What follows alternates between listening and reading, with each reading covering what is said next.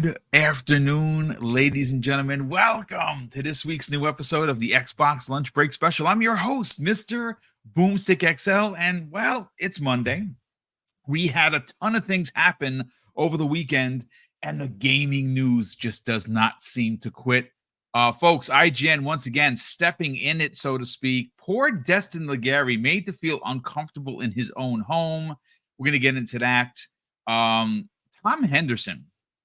If you don't know who Tom Henderson is, well, he runs the website Insider Gaming. And, there were a lot of really high marks coming out of the Game Awards. And we have here today Crispy Bomb, who has not had a chance to, quote unquote, drop his bars. So he's going to get and do what Crispy does. And he's going to give you the crispy truth. So get ready for that in a hot second. But he did an article that when I read it, I was like, whoa, that's a serious title. I have to read this.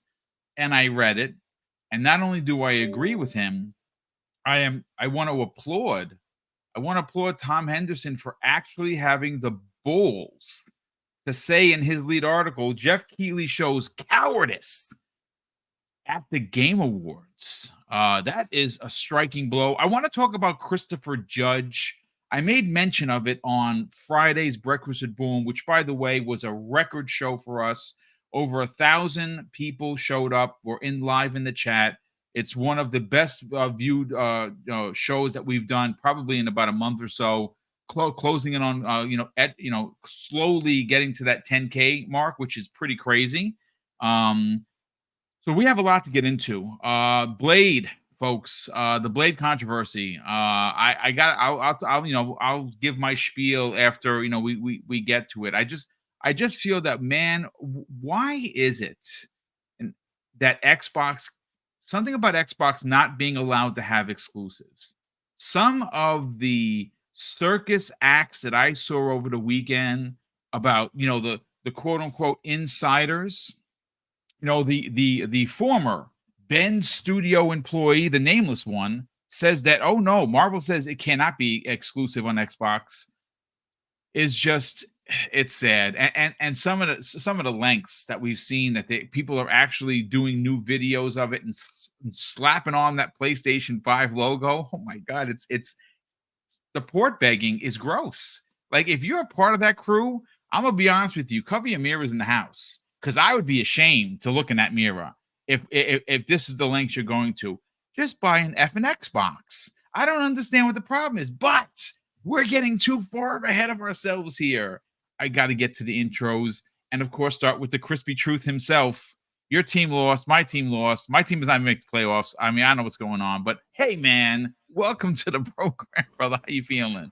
Rough week, and then it ends really rough. It was just brutal last night, but I do want to say kudos to Jeff. I think that was the best Game Awards I ever seen. It was indeed, in regards to its trailers, and no doubt about it. Gamers. Crispy Bomb walked away very happy.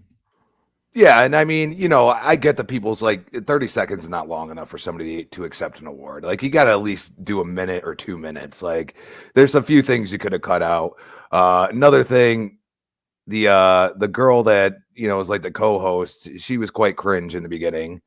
Some of the jokes they didn't hit pretty flat. Yeah, it's okay. But Xbox showed up in a big way. I am very happy of what I saw, and Hellblade 2 is going to be that game. Trust me. Ooh, so yes, it's going to be really good. And that's basically my spiel. I'm sure you guys have heard enough about just the Game Awards in general. We have little points that haven't been brought up, and we're going to get into it.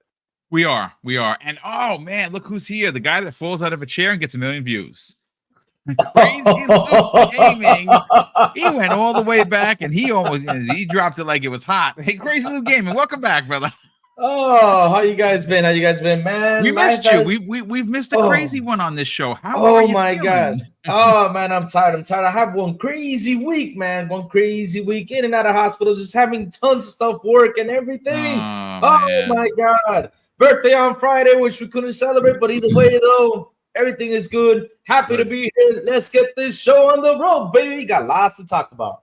Yeah, we do. Yeah, we still got to get your hot points and your hot takes of the Game Awards. We have not, get what was the highlights and stuff. We're gonna have folks get ready for the next 90 plus minutes. You're gonna have fun. You're gonna laugh. You might cry from laughter because you're laughing so hard, but we're gonna have a good go at it. Web Dave, good morning or good afternoon, kind sir. Great show last night. Obviously, you sat down with the Black Viking, up and coming podcaster, content creator. Of course, well, you went in the other side, a seasoned veteran, the man with $1 million, Randall Thor. How you feeling? Oh, it was great. It was great having them on, especially the man with $1 million. Oh yeah, Randall Thor 19. He was awesome, and as always, and Retri was right on point, man. We had a great time. It was fun, but man, I'm ready for today's show. Yeah, we're going to get into it, folks. We have a lot to get into. But last and no way least, Fuzzy Belvedere. By the way, brother, shout out to you and the entire crew on Mav Show on Friday night. I watched the whole thing. You had some absolutely astounding dynamite points. Everyone was firing on all cylinders. Great show around, but you specifically, especially when you started, you give your pointed opinions. Very good stuff, man. Well, thank you so much. Thank you for having me on here. Always glad to be here with you guys. Got Crazy Lou here. Got Crispy Bomb here. We got Web Dave here. We're going to definitely have a good time here. Boom. So much to get into. I'm not going to take too much more time, but thanks for having me. Let's do this. Okay, so you know what? Let's look. One of the things that I don't like doing, folks, as you know, is regurgitating conversations.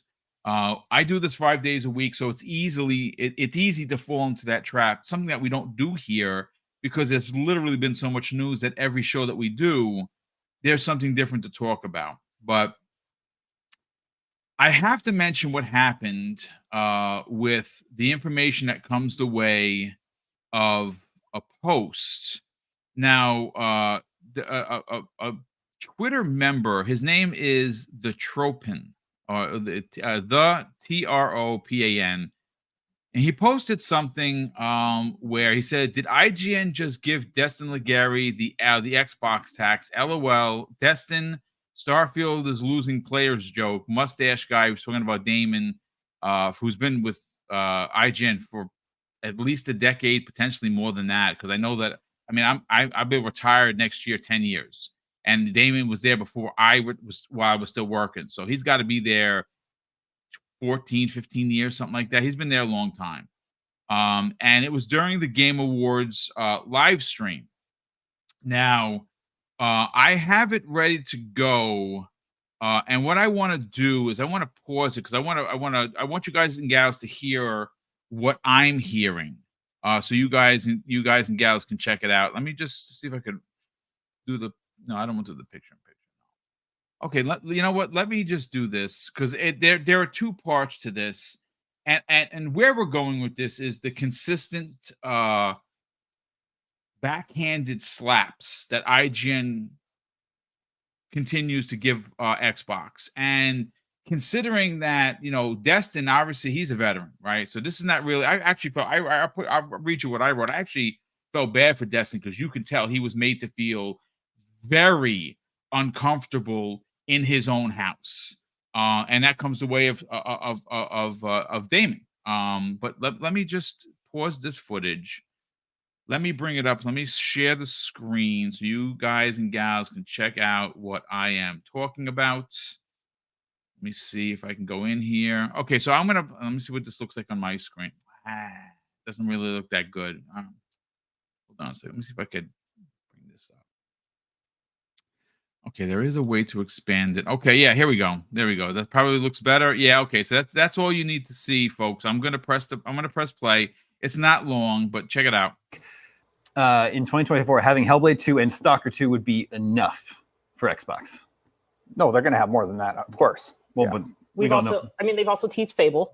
We got that. Yeah, but I just don't think it's coming in 2024 is all. Yeah. Well, the Starfield expansion is also slated. I shattered something.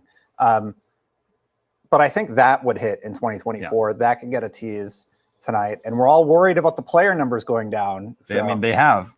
I'm being sarcastic. No, they have. Well, yeah, it's a single player game. Okay. So, yeah. All right, we have got to take a quick break, but when we come back, we'll be talking about even more Game Awards. So, folks, that was the player numbers going down. Now, obviously, Damon has been there for he's been there for a minute. So I don't understand where this is actually coming from, to be honest with you. But I'm going to just add this back so you guys can check it out. And I want to bring up the second point of view here. And I want you guys and gals to hear what happens. This is what I don't get. Now, this was brought to us by Zach and Clute of Twitter. And he simply says, "Not my words." Now, this is... Okay. Hold on just a second, folks. This is what I don't understand. This is what I'm a little confused about, why we keep talking about this. To me, it's a little weird. And considering the fact that Damon is a veteran, I don't understand how and why you would say this. But you know what? Let me just share the screen so I can show you exactly what we're talking about, and we'll see if we can make heads or tails of this, because this goes into the full effect that anyone that wants to continue to bang the drum that there is no inherent bias or quote-unquote Xbox tax against the platform or the brand, well, they're showing us right up front, and you know, I don't think you really have to be a genius to figure out that this is what it is. So let me just share the screen so you guys and gals can see exactly what I'm talking about. Now, remember, this comes the way of Clute on Twitter. Let me just bring up the full screen, and I'm going to press play for you now. Your position, Destin, where, you know, PlayStation is traditionally known as the place for the exclusives, and Xbox is known for having no games. Not my words. That's the internet's words. Xbox has no games. Your position, Destin, where, you know, PlayStation is traditionally known as the place for the exclusives, and Xbox is known for having no games. Not my words. That's the internet's words. Xbox has no games. Your position. So I just want to, you know, I'll start. You know what? Let's start with Crispy Bomb, because obviously, you know, he's our guest today, and then we'll get to everyone else. You know, I understand that if any of us are on a podcast and we say something like, well, such and such has no games, but that's not me. It's the internet. It's the quote unquote internet saying it. We can have a conversation because we are not sponsored. You know, we're not funded by ad rev from PlayStation or Xbox or Nintendo. We're just a bunch of podcasters. We're super fans is ultimately what we are. We love the gaming space so much that we take the time out of our day to put these shows on, and the fine folks, nearly 500 people here, take the time out of their day to press and listen to what we have to say. So if it's coming from us, you're like, well, they're just super fans. This is coming from $1 million conglomerate, Crispy, that is supposed to be fair in the way that they talk about the platforms. There's supposed to be no inherent bias. It's supposed to be straight down the line. You can be a fan of a platform, but give credit where credit is due. The mere fact that it's actually said on a live podcast right before the Game Awards that, not my words, Xbox has no games, that's the internet. That to me is, I don't, why? Why do you have to why do you feel that you need to say that on your podcast about Xbox? And PlayStation is, you know, they're traditionally known as, you know, having games. Okay, I mean, anyone want to check the counter? Because it's one game this year, which, by the way, was nominated 7 times and got 0 awards. I mean, where's the conversation there? I'm just saying, what are your thoughts, Crispy? First off, did you see Destin's face? I mean, yes, I did. People took pictures of it. There were memes out the yin yang, and he looked mortified. Honestly, that's what I said when I said, man, I actually feel bad for Destin here, because they made him feel terribly uncomfortable in his own home. No. Remember, Destin just got a lot of flack for his exact opposite stance on what Show me the we Yeah. we want to call bias at this point. Everybody wants to use this Xbox tax thing. It's clear bias, and it's biased. Yeah. and he literally, that face is like the moment he knew he effed up is right there, because it just literally he looked like, wow, there might be a point here. It's almost like, come on, man, like why do you have to, like, first of all, you're going into a show that's supposed to be a celebration of gaming, and you're talking about what in the second clip what fanboys think, and then let's bring up the fact that we didn't hear this, according to some, that this does not exist. It was right there, plain as day, in front of you, to somebody that can be Xbox centric but went to bat against the media bias weeks before and got flack for it, lost thousands of subs. So for them they basically threw him under the bus, as we like to call it. And it's unacceptable for them to sit there and act like there's nothing wrong with what they said. They act like Xbox is a second-hand console, that it doesn't even exist in some ways. And they treat it like it's like the redheaded stepchild or something like that, in those terms. And it's just ridiculous. I don't see anybody going out there and giving them much credit. They just want to know, what blade is exclusive or not. You know what I mean? Like, they don't give any credit to Xbox at all. So there's no balance, especially from IGN, of all, gaming media sites. So we've seen it and we've seen it and we've seen it in words. We've seen it in videos. And now you see, one of the Xbox centric people getting basically lame-basted in front of your eyes before a celebration of gaming. It's kind of dumb. And at this point, we need to stop clicking on IGN stuff. We need to show them by not giving them the views, because a lot of the times they're going after the fanboys that want to clickbait it. And it sucks, like, because we used to look to IGN for things, and now we can't anymore until they correct themselves, which, I mean, they continue to do the same thing over and over again. There's a problem here. You know what I mean? Yeah, no, I agree. I again, I don't click on the stuff. Simply, this was sent to me via DMs. People were tweeting about it, so of course I responded in kind. And I said it on Twitter. I can pull it up and literally read verbatim of what I said. Give me a second, I'll pull it up, because I thought it was rather tasteful. Because this is my response to the whole Starfield's losing players thing. Like, Destin was being facetious, right, when he said that, and Damon is like, no, but they are losing players. Well, my thing is this, Damon, which you're on multiple PlayStation shows every now and again, right? Has anyone, could you raise your hand for me, folks, in the chat? Nearly 500 plus people here. Has anyone heard about how many players Spider-Man has lost? Because I haven't heard those numbers. I am going to bring up something in that was in a second, but I want to read what I wrote. So after the Tropin post, I responded, Dave. I said this. I know many amazing community members have already spoken about this, but I wanted to chime in. I truly feel bad for Destin Legarie. You could clearly see he was made to feel incredibly uncomfortable by the rest of the panel. The consistent no faith in Xbox by IGN is bonkers. So let's get your hot take on these two shorts that we played. One of which, of course, is Starfield losing players, but it is, right? And Xbox has no games. Not my words, the internet. Yeah. Wow. Like, what? Well, Destin's face said it all. And the fact that here he is defending that IGN and others saying there's no bias, there's no tax, that's just not, doesn't happen. And then he gets smacked in the face with the tax right there. He gets, he got it right in the face. I mean, like, boom.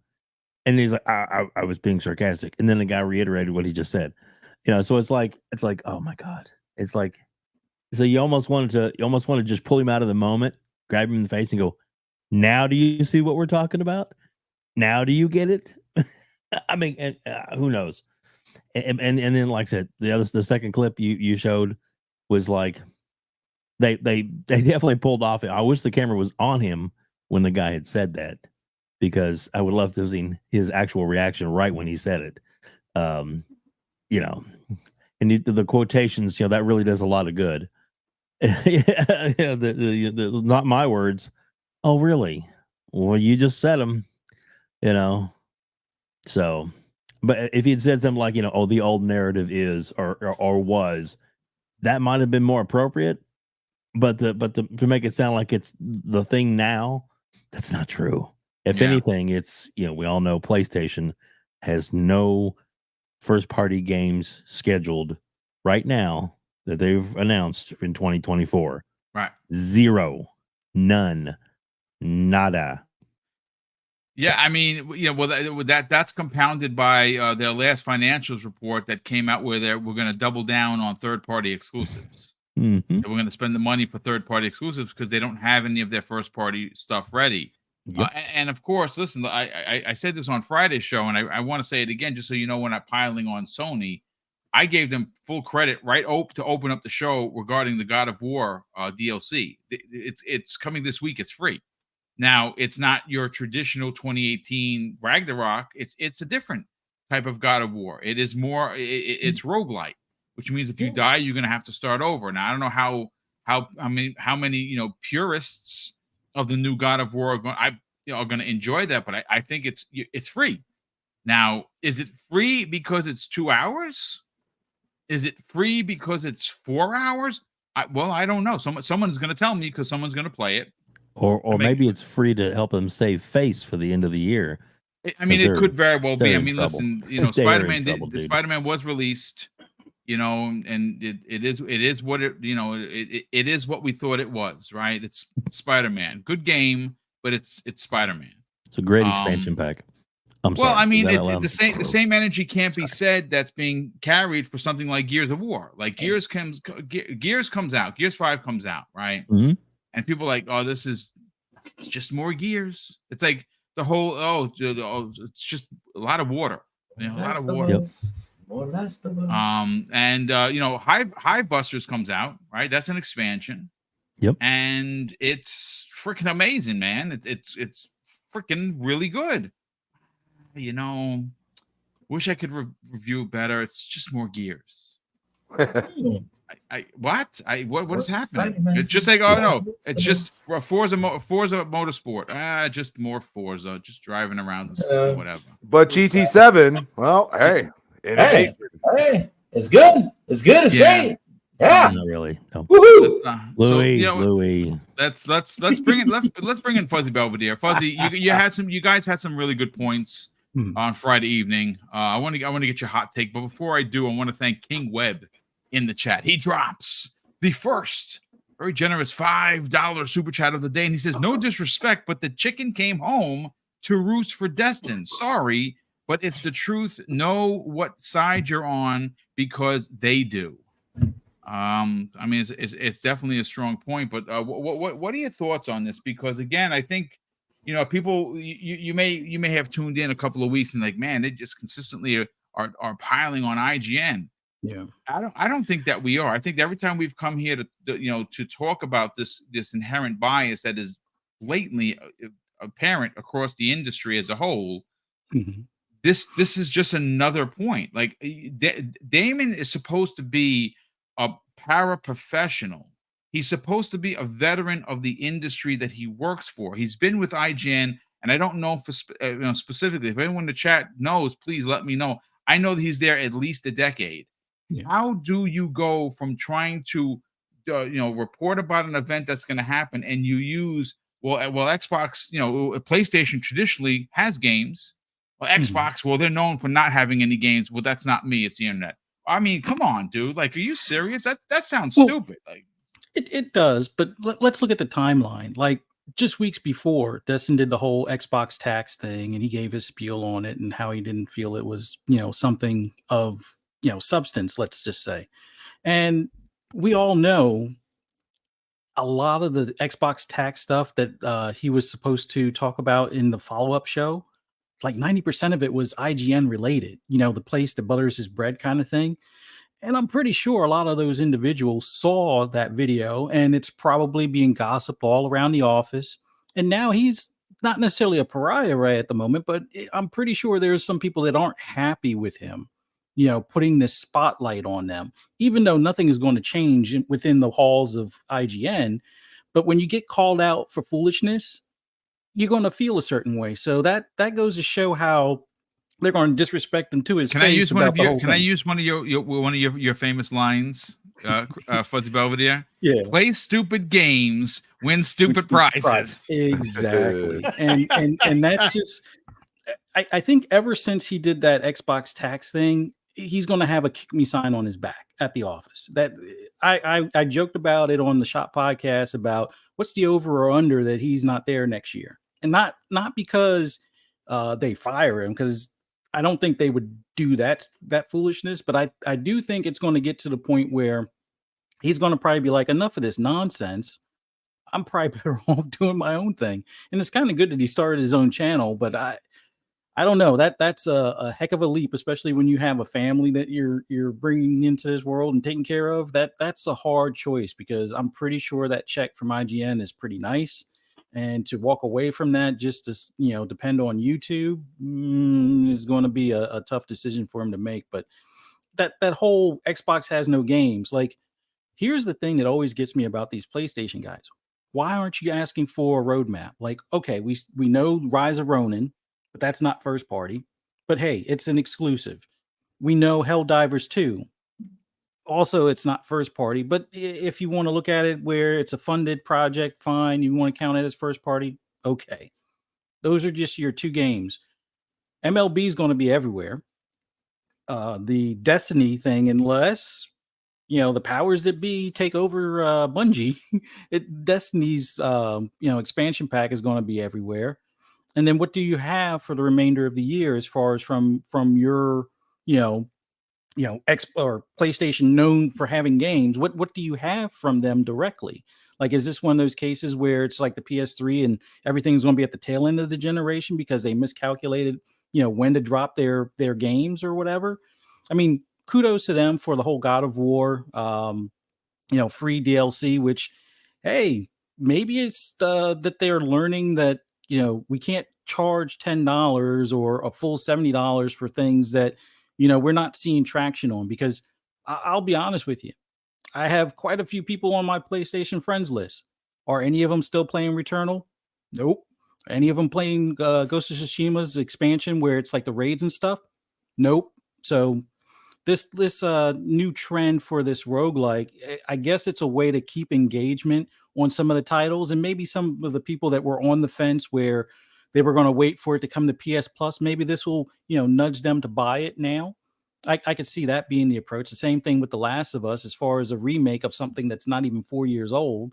But this whole trend of what PlayStation's doing, if that's good enough for you as far as your roadmap or what you see fit for, PlayStation in the upcoming year and the year thereafter, kudos to you. But I remember those same individuals saying we should ask more from Xbox, and now we have pretty much a roadmap that's about 3 or 4 years long. So, and it's just a matter of even squeezing in the stuff that we don't know about in between some of those, 1 a quarter type drops. So it just seems funny to me that they're using these old terms of Xbox has no games. Like, that's almost like saying something foolish from like the 30s or something. Like I can't think of anything my parents were born in the 30s. That's a long time ago, but it's almost like they're stuck in a different time zone or stuck in a different time period where they haven't realized that Xbox delivered a lot of games just this past year. Yes, we all know 2022 was a little on the sparse side, but PlayStation's had its sparse years, and doesn't seem like they seem to remember those years. I remember those years as a PS3 and PS4 owner, but it seems like IGN has forgotten. But the whole Xbox tax in Destin's face, he kind of brought it on himself. And I'm pretty sure we'll continue to see some ridiculous takes from more of the IGN staff in reference to what's coming in 2024, what Xbox is doing, And, instead of celebrating the fact that the Game Awards had a lot of nice trailers and things like that, no, they want to talk about foolish stuff that can be easily disproven by, I don't know, looking it up on the internet, so they say, since they're taking quotes from the internet. It's like you would think a media or gaming journalist would know better. But hey, maybe he's just a fanboy with a journalist badge. I don't know. I've rambled enough. I'm sorry. No. I mean, really good stuff from everyone so far. Real quick, I want to thank, we have Norse Monster in the chat. Welcome to the program, brother, and thank you for the outstanding $10 super chat. And he says this: PlayStation 5 has me concerned with no roadmap, but no one wanted Starfield to be more epic than I did. It just wasn't very good for very long. Games like Baldur's Gate 3 are proving that PC is king. And you know something? Listen, if there were a lot of people that couldn't get into Starfield because it's a slow burn. I'm a Bethesda guy, so I appreciate the getting to where now I'm at New Game Plus. And in regards to Baldur's Gate 3, I was really hoping for a Game Pass drop. It didn't, and I do want to support the devs, but I know myself. This is going to cost me $76.43. I'm going to get it, and I'm like, yeah, this is well over my depth of enjoyment. So it would be a waste for me. What I'm going to attempt to do is hopefully by the end of year, they have that big end of year Xbox sale. Maybe it gets on sale. If it does, I'll pick it up at some point. I'll definitely get it in 2024. It's just that I just know it's not going to be my type of game, and I don't want to spend nearly $80 on something that I'm not gonna fully invest in. But thank you so much for the generosity, Norse Monster, and welcome to the program. We have another super chat that came in from Jonas the Dad, and he says this: 600 in the chat. That's awesome. Thank you so much. Hit the like button, share the awesomeness. Well, thank you, brother. Super appreciate that. And yeah, I mean, if you're here, please hit the like button. If you're here, let's say, for instance, you just found the channel, folks, we're like 200 and change away from 14K.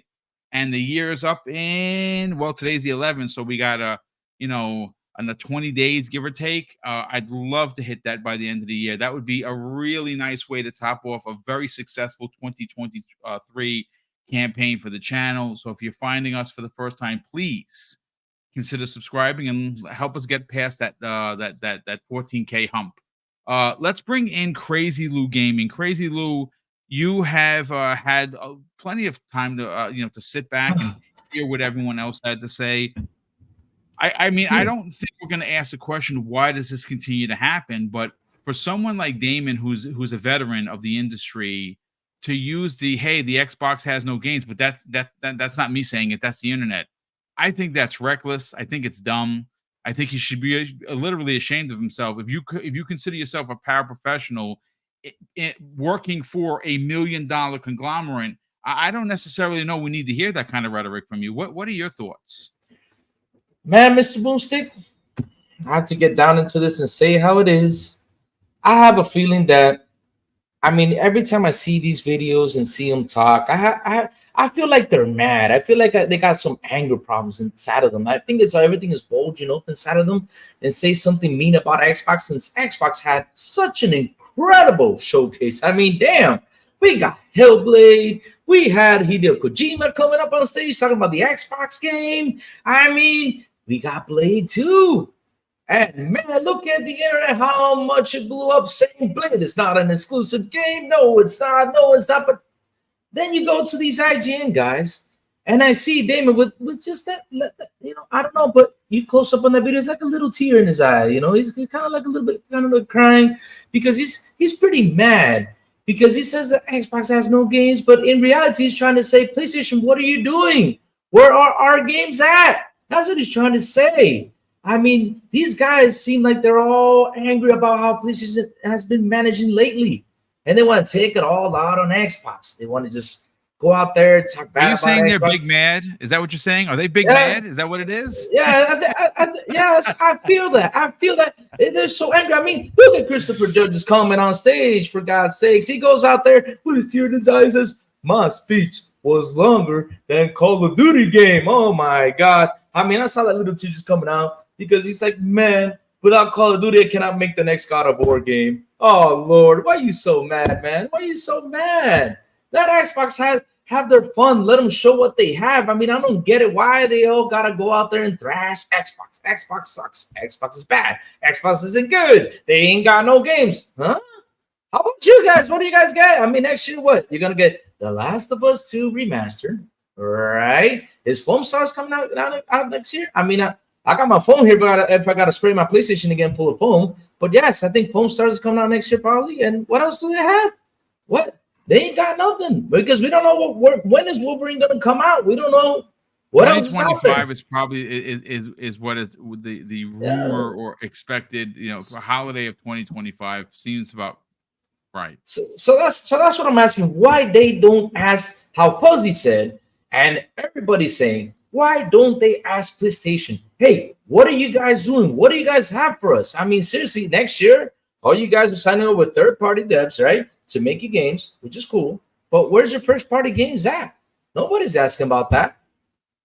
Where are they? I mean, where are they? Seriously, ask around. The fans have to ask. And it's funny how everybody just wants to go out there and ask Xbox, what are you guys doing? And yet Xbox is showing what they're doing. I mean, damn, look at that Hellblade. I mean, everybody's so hyped up about Blade. And, oh, my God, we got Blade. Man, yo, for me, Hellblade was the thing. Mm-hmm. I watched that trailer 1, 2, 3. I don't know how many times I watched it, and it's just awesome. When that game releases, I want to see how these IGNs and how these people out there, you know, go out there charged with anger and talk bad about that game because really there's just nothing bad to talk about. I mean, dang, such a beautiful game that Xbox is delivering to us. And hey, instead of thrashing at Xbox, why don't you go out there? How many times have they said this quote of theirs? Get a PlayStation. Why don't you all go out there and get an Xbox and enjoy what we're enjoying? Have fun like us instead of treating it bad. Come on, guys. Treat Xbox with love. Stop with this anger because right now what I'm seeing is you all are just full of anger because Xbox is doing what PlayStation is not doing right now. I'm sorry, I have to say it. It's the truth. That's why you all are mad. That's why y'all keep thrashing Xbox.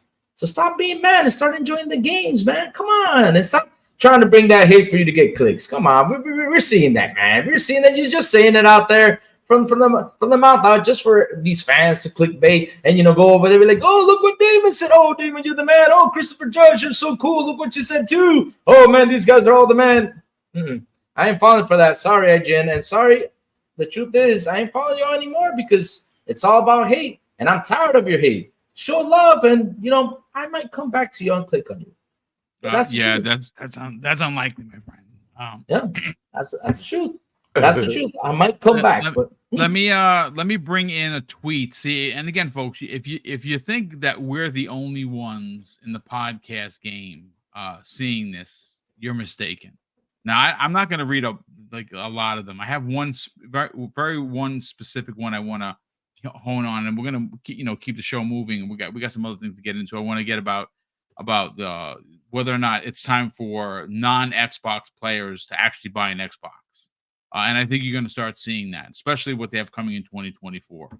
But Zane Wickman on Twitter, he said in response to my post regarding what happened with the Destin, live on the air, he says in 2024, having Stalker 2 and Hellblade would be enough for Xbox ? And he's repeating what Damon Hatfield had to say.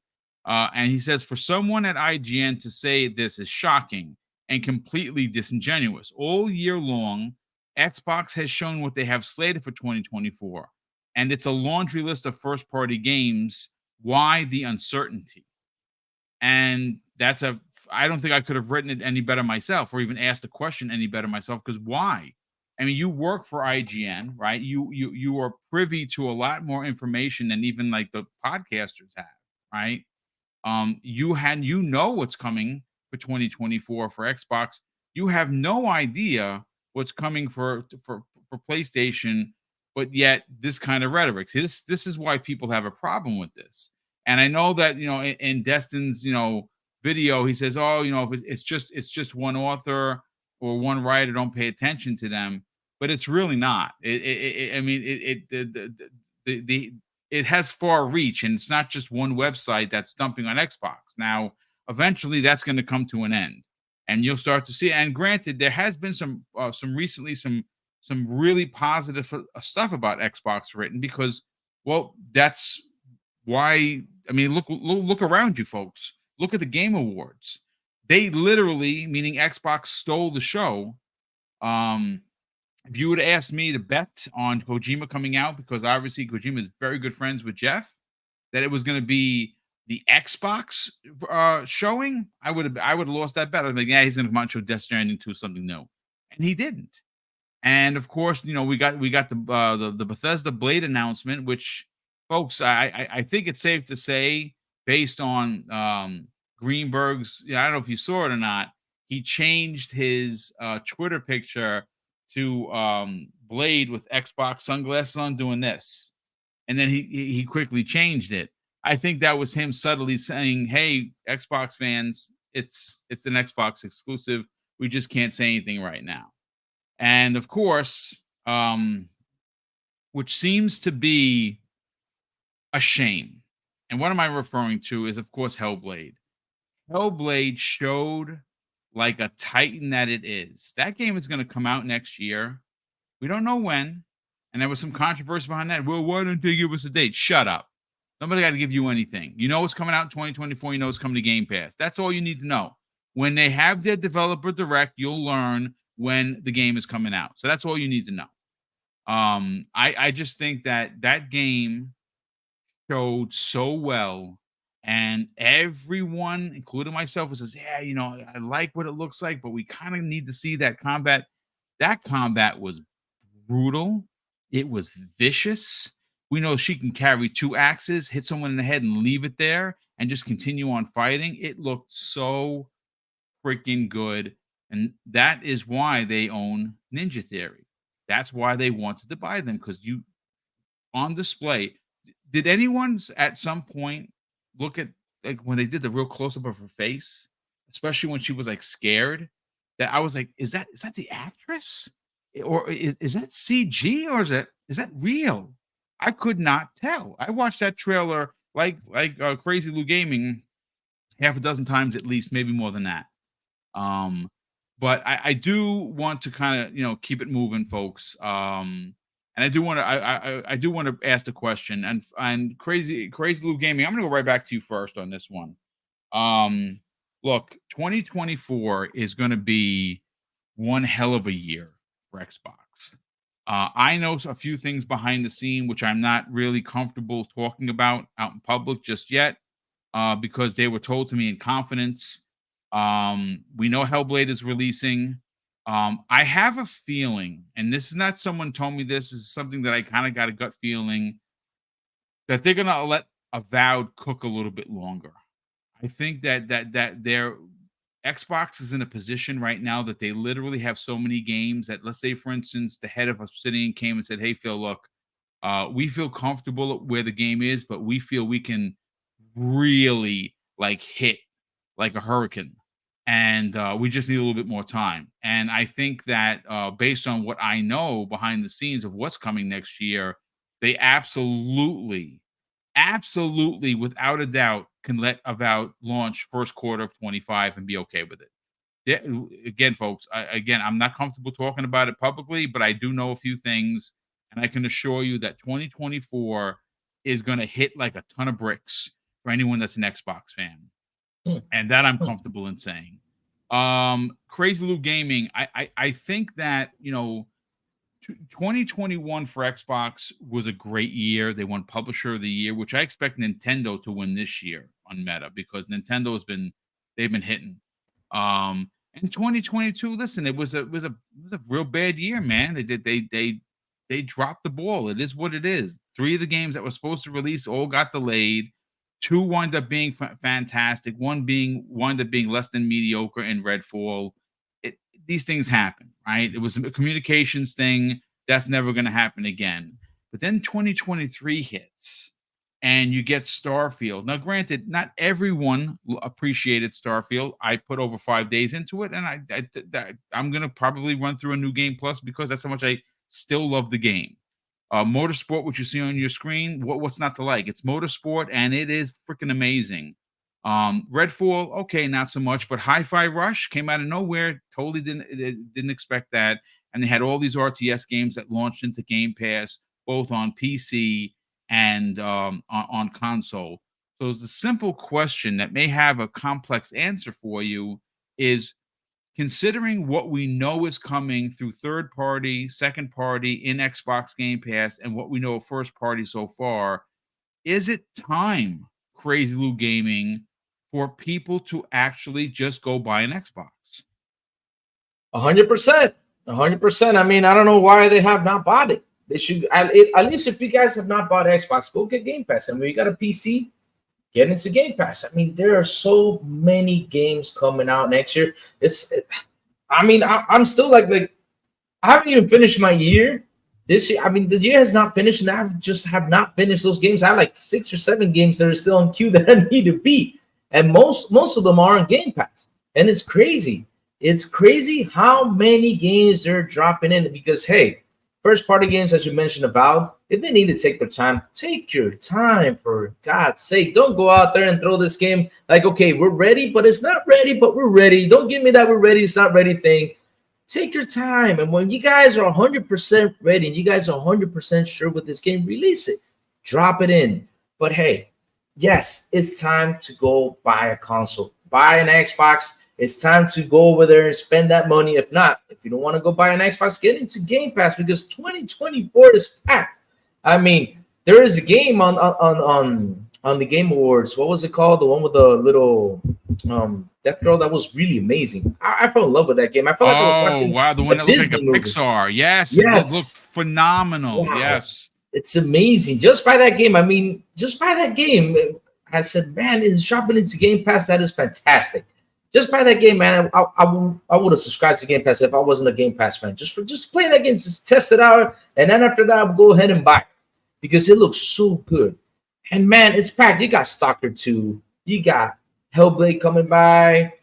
I mean, wow, it's gonna be such an amazing year. And you not having Game Pass, really? You need to wake up. I mean, it's time to wake up and say, let me go and subscribe, or let me go get an Xbox to enjoy this game. I mean, boom. We saw Xbox Series X in $350 these days, past couple of days. You would be nuts if you did not go ahead and buy it. $350 in Xbox Series X? I saw it in Walmart for $350. I was like, man, oh man, if I had the money, I would get another one. I have it right here at home. But yeah, you guys, it's time to go and buy an Xbox, because I'm telling you, on PlayStation, I don't know what they're gonna give you, but man, just with the service, just at least with the Xbox service, right? Game Pass. We don't know what's gonna come out in third-party games. We don't know yet.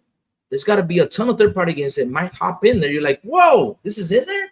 I mean, this year, there was a game that came out, Remnant 2, right? The Shadow dropped this month, didn't it? Was it this month or last month? No, this Remnant month, 2? brother. Yeah, 1 and 2. The other, like last week, it just popped into Game Pass. See, there you go. You got Remnant 2. You might not know what else might pop into Game Pass. So, hey, man, go ahead. Get yourself an Xbox. If not, subscribe to Game Pass. Right now is the time to do it, because we are getting games. Lots and lots and lots of games. We just won't have the time to play them, but we will get them. We will get them. No, it's true. I mean, look, I wish I got $1 for every time I said Xbox Game Pass. But I mean, if you're someone on a budget, like I said, I've said this before, folks. What Game Pass does, at least for me personally, is it allows for me to invest in other things, because I don't have to buy all these games. Yep. They come in the Game Pass, and my backlog is just ridiculous because of it. I'm still in the midst of like 3 or 4 different games. Spider-Man I haven't beaten yet. I'm close to the end of Hogwarts. I finally beat. I finally decided to beat, because I could have just kept going and going and going. Starfield. I got to get back to Jedi Survivor. There's just so much to freaking play. I started. I'm maybe 2 hours into Avatar, which is really good. I don't like the hacking tool, which is kind of dumb. It's just how they did it, but it's fine. But listen, let's bring in Crispy Bomb.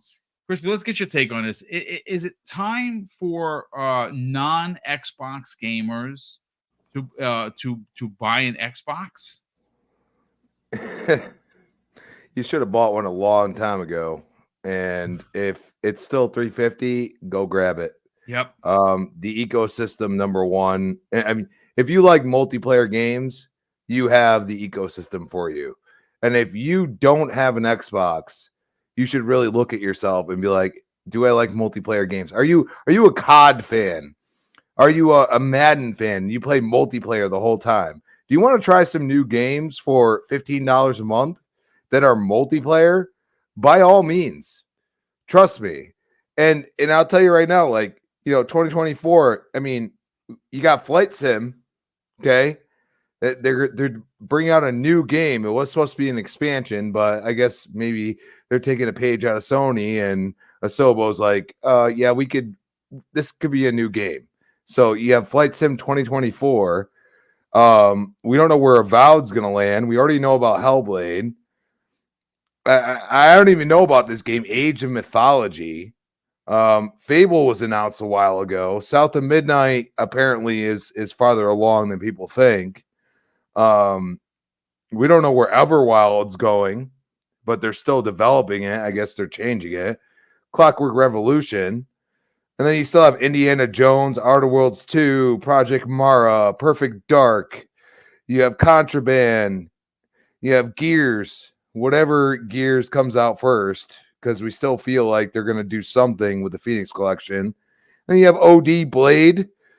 And, whatever People Who Can Fly is working on, and whatever this new open world Blizzard game, survival game, is working on.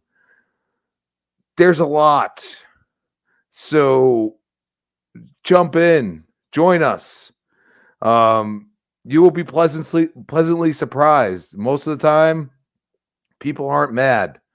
And the one thing I want to say is Redfall needed to happen. And yes, we were disappointed. That's great. That's well said, dude. Absolutely. I think it was a gut punch, if you will, a wake-up call, a slap to the face potentially. And I'm a people, I try to read people, and the face and the angst that Phil had after Redfall dropped, and it was almost like it hurt his soul. Yep. And like, that's where you go and say, like, Avowed is probably, I mean, I said it, within, a 2-year span, it might not even be that. They are at the point where, like, you look at, like, State of Decay 3 was a few years ago. It was announced. What are they doing? Like, there are games that could be farther along than Avowed is. You know what I mean? Yes. So, and that's where I go and say, like, I don't want them to drop like 6 games next year, because I think that would be a bad idea. And that's only because I've seen companies do that. Actually, when Xbox One launched, they had a pretty damn good launch lineup. It I'm did. just They had an saying. excellent launch. Launch lineup, to be honest with you. And they got what? Nothing for it, right? Like, they got thrown over the fire. They were cooked until no end by the media because of freaking the graphics. Like, and this is back when graphics weren't as prevalent as they are now. So I say let them cook, let whatever dev and Phil, I mean, I hope Phil takes all of these studio heads and be like, look, if it ain't ready, I don't want some, like, hey, this is my boss, I have a deadline BS. I want the game to be right. I want it to be, the way it should be. And I think really you're gonna look back and say Redfall, regardless of how you feel about it, was a good thing. And this is where I go and say, clearly Marvel does not mind that Arkane doing another vampire, even though it's Lyon, which is their best studio. Their best studio. Yeah. So you look at that and you say they feel comfortable. I'm telling you right now, they probably already have a little something there that they showed Marvel, and they're probably like, oh yeah, this is what we're talking about. And I see people like, oh, it doesn't look good. Da, da, da, da. I hear that all the time. Like, I see games that people play, and I'm like, it's not my jam, but that don't mean that people are going to enjoy it. So we're gonna tackle this last topic of the show. Is we're gonna get into both Hellblade and Blade, because no one's talking about them enough. And it's bad. Like dude, Hellblade looked, oh my god. Like, let's be honest. Like, yeah, we will come back around to you, brother, because I want to cover that in depth to close out the show. Because can I ask a question to the panel real quick? Tell me one month that Game Pass does not deliver us games. 1 month. I mean, 2023 has been bombastic for Game Pass. Awesome. It has been ridiculous. They use third parties as well. I mean, it's smart. I mean, you have they have a mold of a subscription service that they use third parties, just like Netflix does. Netflix has so many Sony Pictures IPs that are on there. You know what I mean? Cobra Kai. There's a ton you don't even realize until you watch it, and it says, you know, Sony Studios, Sony Pictures. You know what I mean? Like they use Sony for that, and that's great. You know what I mean? Like, that's what they do. But Xbox is going to use the gaming equivalent. And they've been doing that. You know what I mean? So I think they have a great, you know, mold of what they're doing, and I want them to continue to do it and support multiplayer, because clearly the competition is not doing that well. I mean, Nintendo does it probably better than Sony at this point, which is pretty sad, to be honest. Yeah. No, it's true. It's true. Listen, we're gonna come back around to you because we got to talk about Blade. We got to talk about Hellblade too, two blades, if you will. Let's bring in Fuzzy Belvedere. But Fuzzy, before I get to you, brother, I gotta catch up on the super chats. Been quite a few of them. First of all, Sir X-Man, generous friend of the program, drops an outstanding $2 super chat and says, sending a prayer to everyone out there hit by the tornadoes. Yeah, I heard about that this morning with this devastation for so many families right before the holidays. I hate to hear this kind of stuff. So yeah, if you were affected by the hurricanes in the Midwest, you're not going to hear this show because, well, you know, some terrible things happen. But yeah, absolutely, great call out, Sir X-Men. Many prayers to the affected, because that storm was here. It dumped nearly 5 inches of rain here in New Rochelle, which is ridiculous. I wish it would have been colder. That would have been a lot of snow.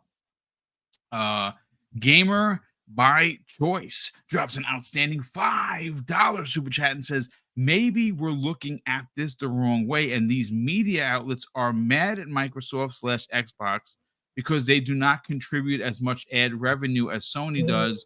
Mo money. I mean, the market leader is going to demand more ad rev. I don't know who.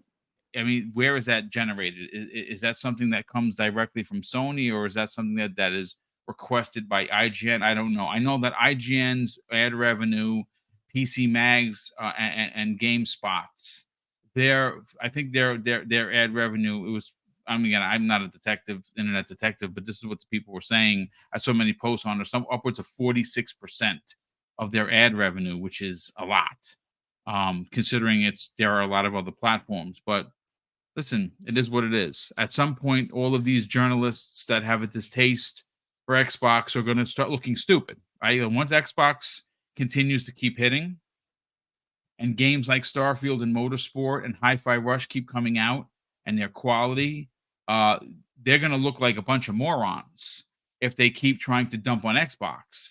And people are going to call, and you know what? Shout out to this community that keeps calling them out on their shit, because they should.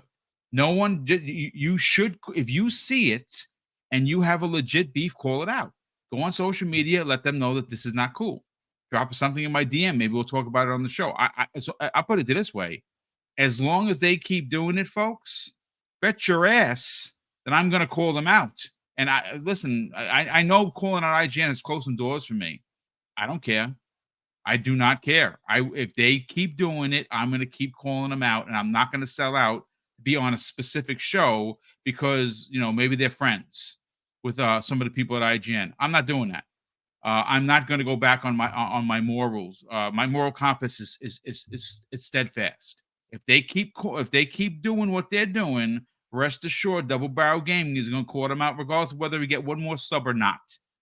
Hargeet Chani drops a very generous $10 super chat, and this is crazy, folks. Check this out. He says Xbox confirmed for 2024, Stalker 2, Hellblade 2, Flight Sim 2024, Call of Duty, which of course is the Gulf War, and Aura possible in 2024. Towerborn, Contraband replaced, Avowed, South of Midnight, Clockwork Revolution, and Forza Horizon 6. And I'm gonna tell you this right now: if only half of this of what he said possibly coming releases along with what's confirmed, talk about a banner year. And this is a year that we have already been told that Sony is not going to be able to produce their own first party, so they're going to invest heavily in third party exclusives because, well, they don't have anything ready. Chew on that. Dan the Man Cunningham drops a very generous $5 super chat and says, "Greetings, Boom. I suspect IGN is hostile towards Xbox because they are changing history. It's affecting PlayStation's future, and they hate it." Man, I can't argue with that. What? They're mad. They're mad. They're mad. Yeah, they're big mad. That's what it comes down to. Sorry. Juan in the chat, generous friend of the program, drops an outstanding $5 super chat and says, "Not sure if this was mentioned already, but the studio behind The Day Before just announced that they are closing the studio on Twitter." Yep. What? Yeah. Yeah. Yeah, it's pretty bad. Whoa! Didn't that game just release? Just released. Yep. Oh wow, that is. Damn. I mean, that's. I mean, Should've listen, released folks. it on Game Pass. I'm no mathematician, but I mean, we are 15 days away, 14 days away from Christmas. That sucks, man. That means that people are going to lose their jobs. That's scary in 2023. I'm sorry. That's wow, dude. Thank you for the one for dropping that. I had no idea. That's that's very sad. That is very sad because that game just launched the other day, and I'm shocked. A lot of people say it was probably potentially a scam, though. Yeah, that's why I said that. It's a money grab. They said the game was going to come out this way, and it actually came out another way. It was just a mess. Wow, man. Sad. That sucks. Scam or not, those are still people with families, and the fact that they are not going to have a place to work. I hope that the industry opens their doors. So that's the one thing I will say about the gaming industry. When you see stuff like this, you immediately see places like Bethesda, places like Xbox, run to the aid, say, "Hey, listen, we need people over here," and hopefully everyone that is affected, of course, gets hired one way or the other. Highlander 001 drops an outstanding. He gives 5 additional Double Barrel Gaming memberships, and that he's done that quite a bit. So Highlander, thank you for the generosity, brother. We have Mescalito drops a very generous $5 super chat and says, "It should be noted, Destin being sarcastic and referencing article about SF losing players was acknowledgement of tax by inference. He's disingenuous." I mean, I think he was trying to make a funny out of it, and maybe it just didn't hit right. He was trying to be facetious, and then of course Damon expanded on it by saying, "Oh no, but they really are losing players." I mean, folks, I'm going to be honest with you. I mean, I've been doing this only for 6 years. Maybe other people have been doing it longer. I don't think I've ever heard a conversation in gaming from quote unquote professionals that a single player game is losing play. Like, when did that become a thing, folks? I just don't know. So we have one more. Highlander 001 drops a very generous $2 super chat and says, "You cannot spell ignorance without IGN." Indeed, you can't. That's for sure. Fuzzy, let's get your hot take on this, man. I think that when you consider roadmaps, Sony keeps selling consoles because it's the popular brand, obviously, and a lot of the repeat purchasers are people who own PlayStation 4s. And that's they buy one console, they upgrade, they buy another. No one's taking anything away from Sony. They make a good piece of hardware. They have a lot of bangers on their platform, but I think that when you consider how long it took Xbox to get where they are now, and now we have an official, like we can actually as fans say, well, 2023 was dope. 24 looks bonkers. 25, I can name 4 games off the top of my head, starting with Fable. There's something 26, 27. Literally for the next 3 to 4 years, they are going to be loaded in first party. And they just acquired Activision Blizzard King. And we don't know what's going to come after that. Is now the time to buy an Xbox? Oh, definitely. I mean, but let's put it this way. On the Activision aspect of things, the Call of Duty that's going to be in the as far as for Gulf War, that's coming next year. Sure, It's going to be everywhere, but the fact that it'll be in Game Pass, if you're looking for a second console, or even if you're looking to upgrade to this generation of consoles, if you're still on a PS4 or an Xbox One, I would say now is a perfect time to consider getting Game Pass, and enjoying the fruits of all that labor. If you just look at the Activision stuff, they have that game Odyssey that's in the works. We didn't see it at BlizzCon, but at some point it's going to be unveiled, and I have a gut feeling it's probably going to be at the showcase later this year, or not this year, but like for E3 time for Xbox. Because why else wouldn't they show it at BlizzCon? If you show it there, then once again you have the question: is it exclusive and blah blah blah? Show it at the Xbox showcase. I'm pretty sure that's where they'll probably be able to announce it. Plus, all the appeals from the FTC will probably be finished with it at that point. And then you also have the Diablo 4 update that's coming. Sure, it's everywhere, but once again, it's part of the Xbox ecosystem, so it's definitely worthwhile. Just at looking at what we already know about Activision Blizzard, and they also have, like, if you're on PC, all the World of Warcraft stuff as far as the expansions. I think they start next year as well, for like one of the first 3 new ones that they announced. But if you're looking just for what's on the console itself, to be able to play Flight Sim now on the console, and knowing that, because the engine, I guess, had some limitations, they're going with Flight Sim 2024.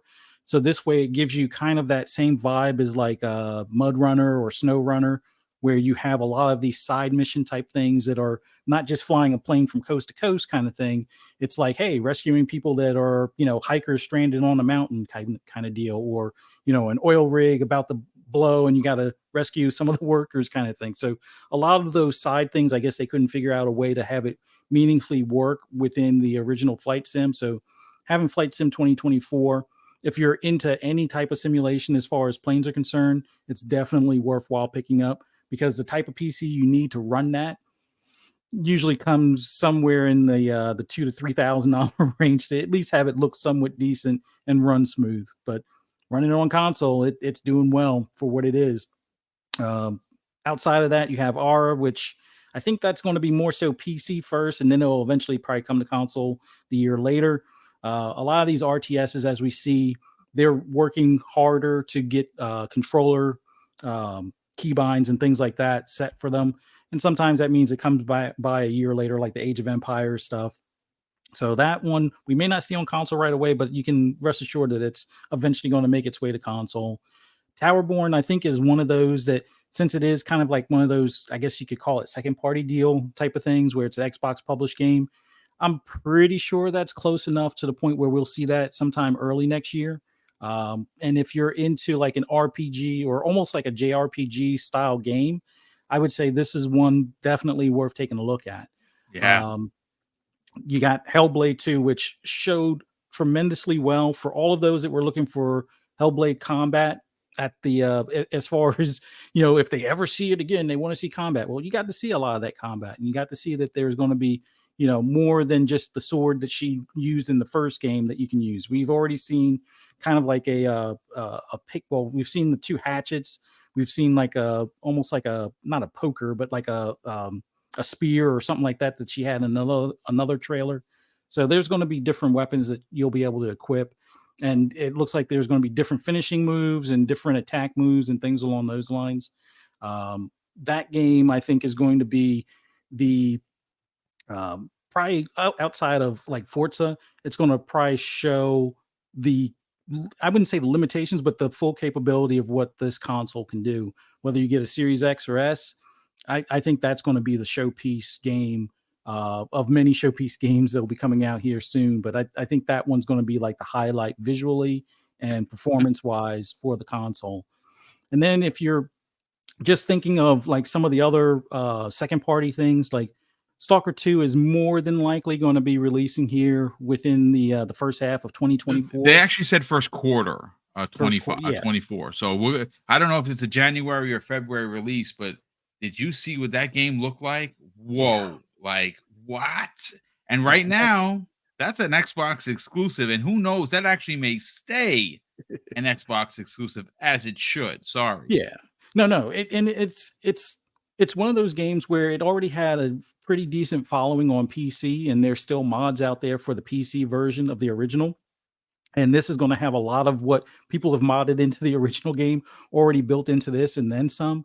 And then from a visual standpoint, it's using UE5, it's using MetaHuman as well. Yep. And they have it where it's not just using MetaHuman, but it has it where you may not see, like, let's say you go through 1,000 NPCs, they're probably not going to have the same teeth or the same eyes or the same hair and things like that. Like they've added randomization where some of them might have gold teeth, some of them might have like, bald patches and stuff. Like there's so much variety on the weapons, the variety of weapons that you'll find in the map, as well as the NPCs that you may encounter, the types of enemy types and things along those lines. So this game is really going to be a showpiece for UE5 on console. I mean, I know it's going to look great on PC, but having that type of level game, as far as from a visual standpoint on console, is going to be huge. And that one, I would say, if you're into anything like along the lines of Metro, or even if you've ever wanted something that was kind of like an escape from Tarkov, possibly on a console, this one is probably going to be one to definitely pick up a console for, pick up a Series X or Series S for. And then you got, I don't know if Avowed is going to be in the first half of the year, but I'm under the suspicion that it will probably be a 2024 title, whether it's the later part or somewhere in the middle. I think it might wind up making it for 2024, but there's going to be a good number of games that are going to be coming to Xbox this coming year, and a subscription to Game Pass gets you a whole bunch of more that we haven't even talked about or touched on, as far as what third-party deals that they make.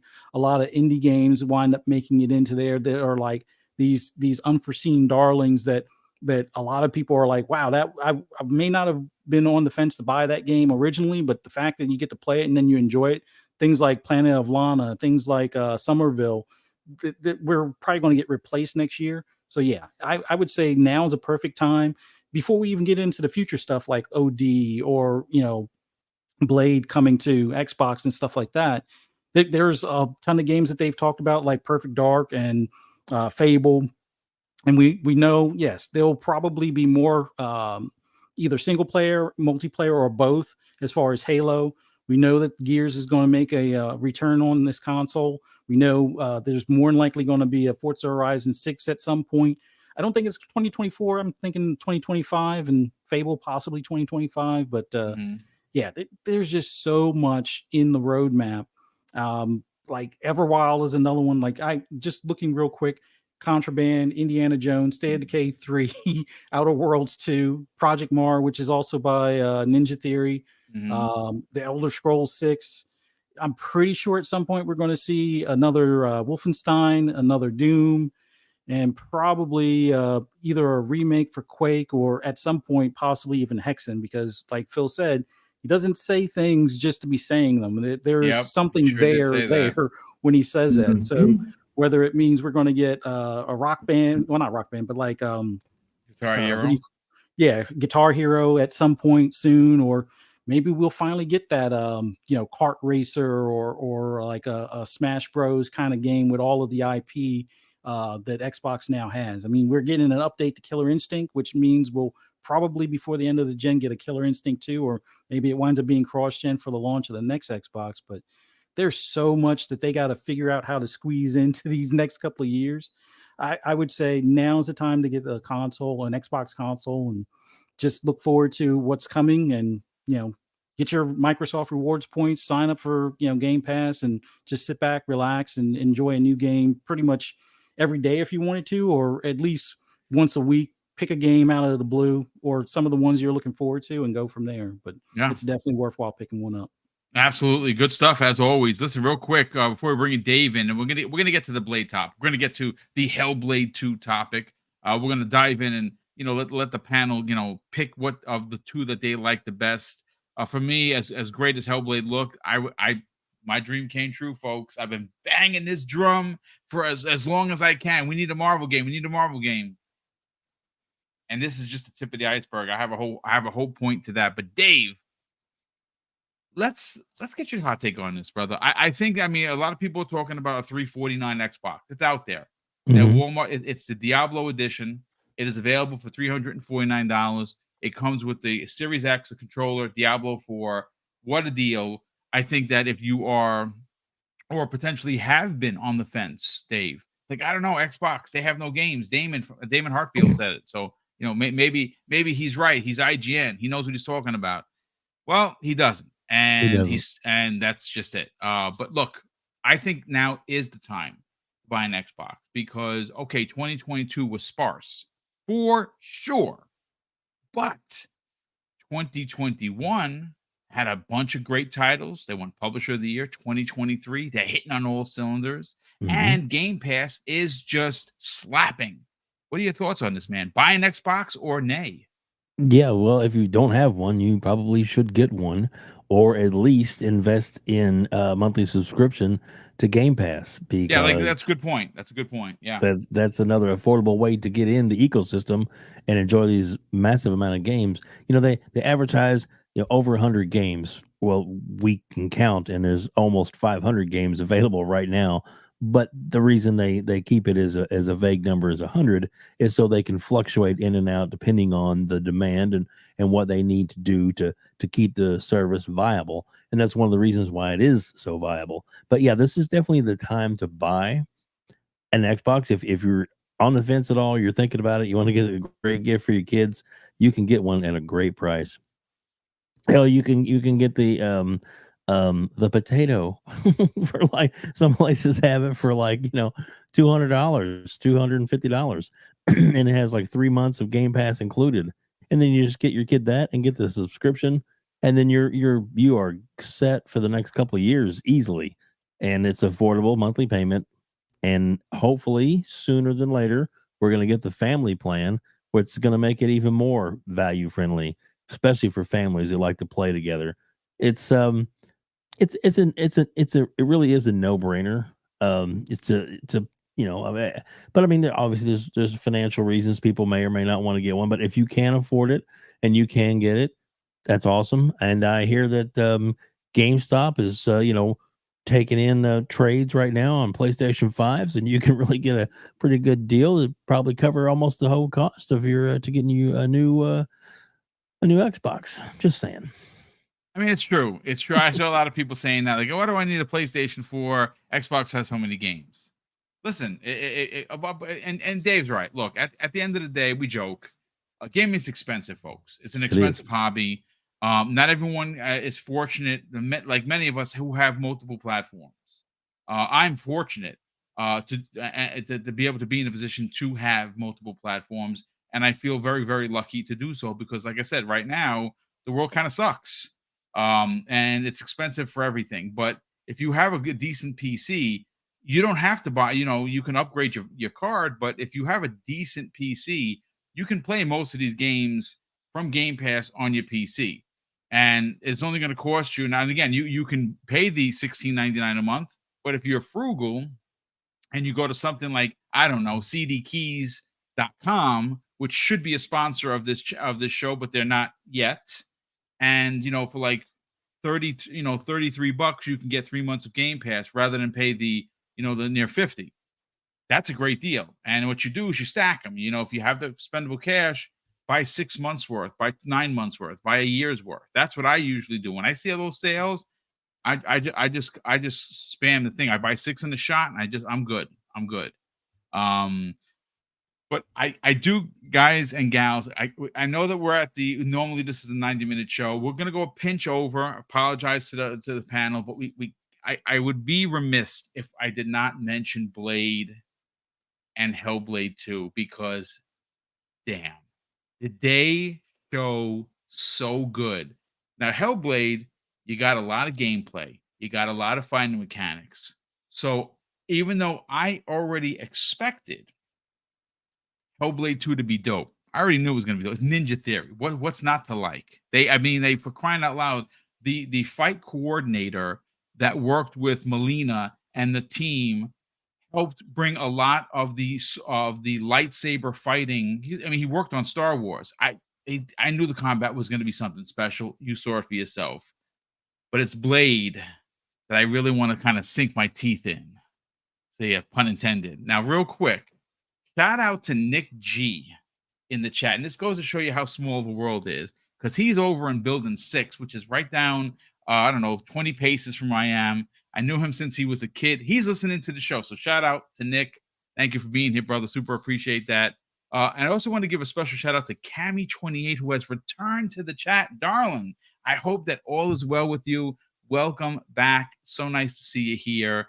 And of course, I'm going to go first, right back to Web Dave.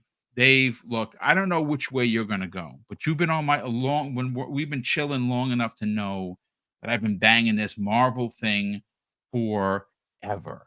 And even though you're getting some pushback, and you're getting some naysay from some of these PlayStation, the hooligans as they're known, that Blade is a third-tier character. But let me tell you something. Blade is the reason why Marvel is still afloat. Because back in the days, Blade 1 and 2 were why superhero movies are what they are. Blade is a dope character. And here is where I expand on what could happen and why I'm excited for this. First of all, someone had said to me in the DM, hey, Boom, you just wait. If the press gets their way, when they start, and Blade is confirmed to be exclusive, which we kind of all know it is, they're going to say, because they're a bunch of dirty mother effers, from the studio that brought you Redfall comes the Blade. I have no faith. It's going to be crap. Listen, two different teams. And of course, Lyon is known as, they're the tip of the spear, if you will. That's tier, If you look at how excited both of the guy from Marvel and the head of the studio was, you can tell that there was going to be something special. Folks, it's going to be third person. It's going to be stylized graphics. I get it. Some people are like, Deathloop wasn't really my thing, and this one, and this one wasn't my. Just because Deathloop exists and Dishonored 1 and 2 exists and Prey exists doesn't mean that they're going to follow the same graphical prowess, if you will. It's going to be stylized. If it looks like it looked, that is okay with me. Dave, let's get your hot take for those two particular exclusives, because that's what I'm calling it. I'm not calling it a timed exclusive. It's going to be an Xbox and PC only game. And if you don't have either of those, I guess you're going to be sitting on the sidelines with your thumb up your rear. I don't know what to tell you. Let's talk about it, brother. Which one of those or both jumped off the page for you? Well, Blade is going to be absolutely amazing. You can just, the team that's working on it, and the art style, it's going to be good. Now, the biggest takeaway I had is that when after they showed the clip and he went back on stage and Keely's right there with the with the man from Marvel, the representation, and they're talking about how they were absolutely blown away by the presentation that they received from Arkane, and they decided they had to go with them because it looked so amazing. They loved their idea. They loved the way they were going to take the character. And it's, I guess, it's not Sony, you would call it a sad dad simulator. With the Xbox, you're going to call it, I guess, a mega vampire simulator. I don't know, because it looked pretty dope. Was what they were, going to do. It's the third person over the shoulder where you can see your character rip apart, and we know from the comic books and from the movies, I should say, that he has multiple ways to kill. I mean, he has the sword, he has his arsenal of guns. I mean, it's gonna be a bloodbath. It's gonna be ready to mature. It's gonna be awesome. I mean, action packed. I guarantee you, it's gonna have a really good story, and there probably will be some cameos from other Marvel characters in there. I would think for sure. I mean, there just has to be, and even the lore of, how he got started. They may touch on that. His origin story. I don't think it's going to be, and why is he in Paris? Well, there's a comic book line that puts him in Paris. So there's so much potential for the game, and not only is it going to be first party exclusive, okay, to their ecosystem, but it's going to be day one in Game Pass. Yeah, guaranteed. I have a bit of slander to back end what you're saying, sir. And this is, if I am Phil, right? I'm going to wear the jacket for a day, and I'm heading over to Lyon. I'm going to take a flight out to France. I'm going to say, look, I need you to put Spider-Man in this game as a cameo.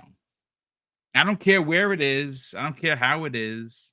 I need you to put the web slinger, the webhead as he's known, in this game. Because all jokes aside, look, the truth of the matter is that this game, even though it's a Blade game, he's going to have his, there's going to be a nemesis. There's going, it's going to have its own story. It's going to be, it's going to be a tight-knit story. We know that vampires exist. The humans know vampires exist because they have this curfew that they have to be indoors by sundown. But if you are a fan of Blade, which by the way was, if you don't know, he was first shown in, I think it was like the 70s, where Blade actually first was brought to comics, Marvel Comics. He is a part of the Midnight Suns, and I'm not talking about the Midnight Suns game. Like, they really expanded on it, but the Midnight Suns, if you're a fan of the book, which I am, was very, very tight. And it consisted of, Ghost Rider. It consisted of Moon Knight. It consisted of the Punisher. These are very, very dark characters from Marvel. I don't know for sure because we know nothing about the game, but I think it's safe to assume potentially that we are going to get another character or two in this game. I'd love to see a Ghost Rider show up. I'd love to see a Moon Knight show up. I'd love to see a Punisher show up. And if they do in some form, whether it's a cameo, whether it's a part of the story or not, it will potentially open the door for other Marvel games to star these particular characters that have not had their own franchises. I mean, they could tell a trilogy with different lead heroes, right? That would be kind of dope if you're going to tell the Midnight Suns story, which everyone should know because it's a phenomenally written book, and Midnight Suns have been around for years. I do want to bring in Crispy Bomb for a second, but before I do, brother, I want to thank some super chats and some channel member messages. Lord Roughness drops an outstanding £2 super chat and says, "Hey, Boom, Xbox tax again. Modern Warfare is the best in years." Yeah, I keep hearing a lot of people. I played it. I got wrecked. It's fine. It's just not my bag. But anyone that has played it, the multiplayer says it's the last time it was this good. I think they said it was Black Ops 3. And if that's the case, then great for everyone that's enjoying it. Adidas20, who's been a channel member for 11 months, he says, yes, software coming from Xbox 2024, just around the block. Yeah, it's going to be a powerful year. Leonard Herrera, who's been a channel member for 21 months. Brother, thank you for the generosity. He says, question for the panel. Which games would you like to complete by year's end? Mine is Hogwarts and Starfield. Quickly, mine is I actually have 3. Spider-Man 2, Hogwarts, which I'm near the end now, and I want to get back to Jedi Survivor because now it's been updated. Those are my particular 3. I'll get to the panel in a second, and I'll ask you guys, and then we'll get right back into the other one, the Hellblade and Blade topic. Karma God 91 in the chat drops a very generous $5 super chat. This is what I was laughing for. He says, "Boom, I love your show, man. You got my kids saying, let's talk about it." Because of the New York accent. That is hilarious, dude. I apologize to the kids that now they're stuck saying, let's talk about it. And Kay Asante, our good friend and host of the Gaming Circle podcast, which, by the way, folks, if you didn't know, you should follow him. You should follow Everborn Saga, and you should sub the channel, because guess what? They're giving away an Xbox Series X by his birthday, which happens to be Christmas Day.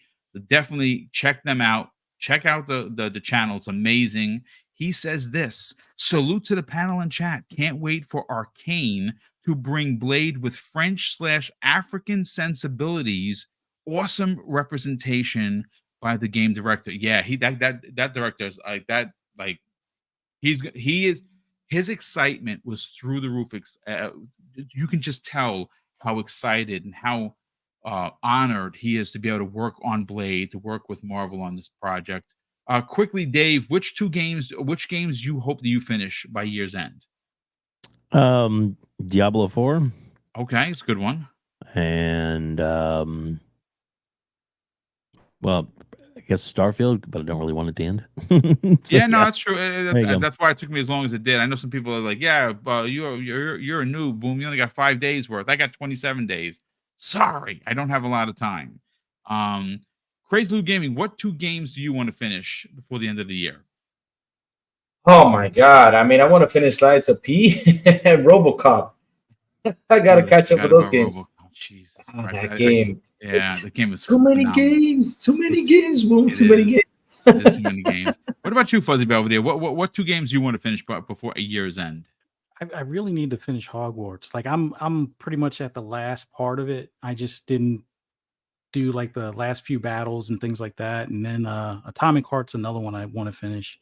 Starfield, I'm probably not going to finish because I'm probably still going to be playing that years on end with mods. Same thing, kind of like it's like Space GTA for me. So playing it with mods, just doing random stuff.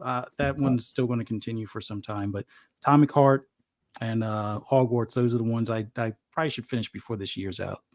I was going to ask you that, Fuzzy, because you got like 50 playthroughs to start with right now, isn't it? Something along those lines. He's running like 3. He's running like three characters, which is sick. I think it was 50 though. Crispy Bomb, before we get your point on Hellblade and of course the Blade reveal, what 2 games do you want to finish before the end of the year? Want to or are going to?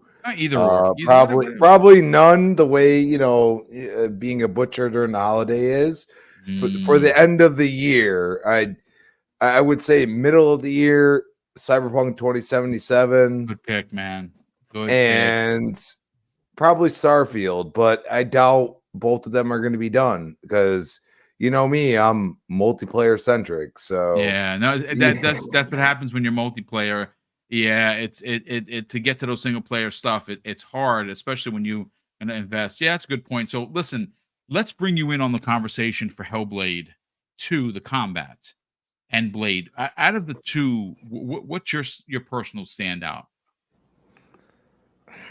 Ooh, that's tough. Because visually, Hellblade, man, that looked real. That looked real, and that's a problem for me because I'll be honest, like I got farther than my girl's into the single player stuff. I got farther than my girl in Hellblade 1. The one thing I want them to do, you don't have to have you can keep the cinematic, you don't have to have like, how to combat. When you get to those puzzles, if somebody's having trouble, give them a little prompt. You know what I mean? Like it doesn't have to be nothing crazy. Like you had to do certain things and you kind of got a prompt, but I got stuck at a certain part in Hellblade 1. I was like, bro, like I have tried everything, it feels like. Now, obviously that's not the case because people have beat the game, but I got to a certain part and I was ticked off. You know what I mean? Because I didn't mind the combat. I actually thought it was pretty good. It was visceral, and what I seen from this is even better. Like it looks stupid good, and I just hope they, almost like accessibility options, but not really. Like at least with that part of it, because at the end of the day, they really want you to like listen and do all these things that like a lot of games don't want you to do. And I loved it to a certain point, and then I got annoyed. You know what I mean? So I hope they like you get to a puzzle, you try it 3-4 times, and then they give you a prompt of how to do it. And that's really all I asked from them. Because other than that, the game looks absolutely ridiculous. This is next gen at its finest. I'm sorry. Because it's probably going to be a showpiece for the console. Like as in my opinion, I think that when that game releases next year, I think it's early on. So we'll already have 3.5 years under the belt with the Series X. And I think that's going to be one of the games that you play on your OLED that you're going to be like, whoa, like I don't understand what I'm playing. I mean, see this, it's UE5 people. Yeah, it is the Masters. So this gets me excited for the other one that's been cooking way longer than usual. My fellow Gears, trust me, you watch. It's just gonna be a build up to some incredible gaming, and Xbox is gonna be at the forefront of UE5, and it's going to work for them because they're putting their heart and soul into it. Now, Blade, I have been with Boom. We need that one, and that is a good one.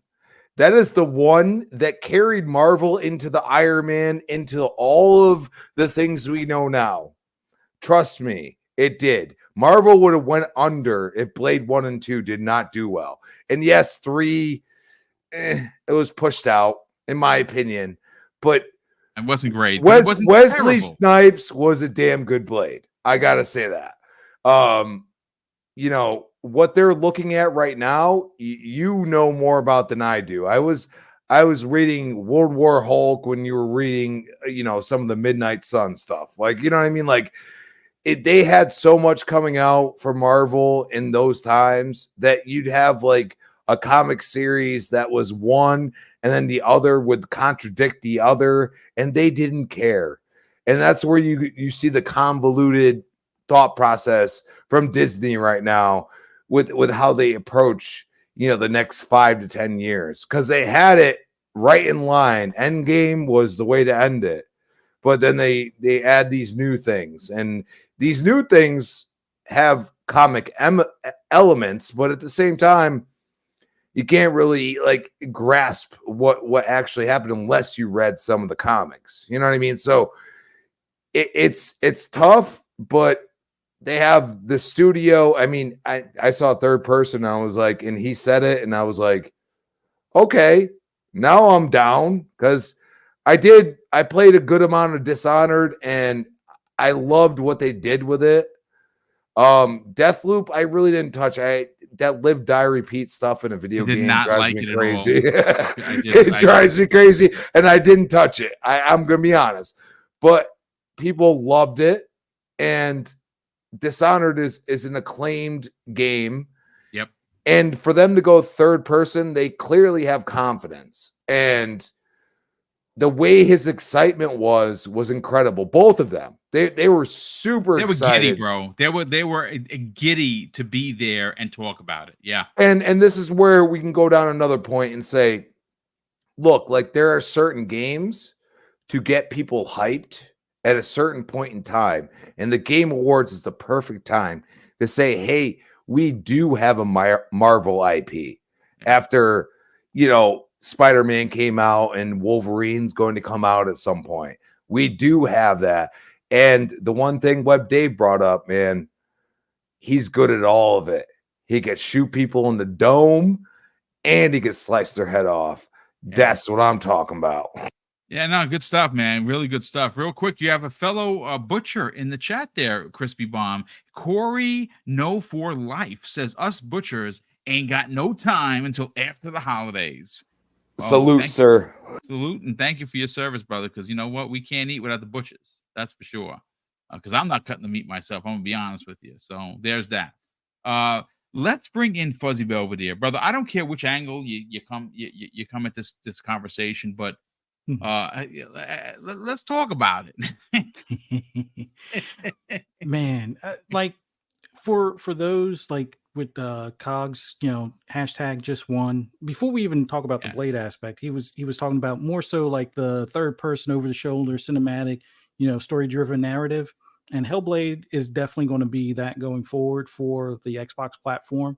And as many people enjoyed playing the first one, and I saw a lot of Sony fans like, oh, this is the best game and blah, blah, blah. And it's like the minute that Xbox bought Ninja Theory, like, oh, well, it was just an indie game. It was nothing special. And it's like, look how the narrative has changed. But man, to see how this game went from being a small team working on a passion project to now having the full-on funding that they've pretty much wanted to be able to deliver, like an expansion on this storyline to take it to the next level. Basically, they got a new studio, they got a whole bunch of fancy hardware as far as for mocap.